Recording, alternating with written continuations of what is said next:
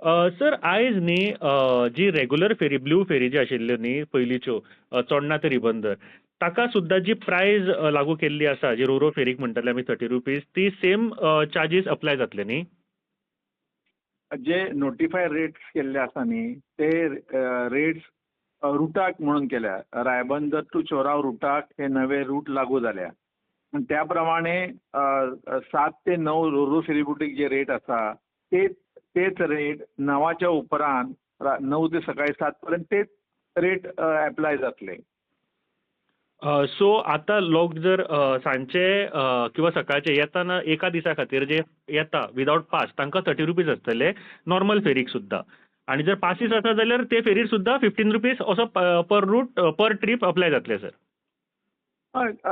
Rates हे जे notify केल्या ते रेट्स रुटाक लागून रुटाक अप्लाय जाता. फेरीबोटी तशें न्ही.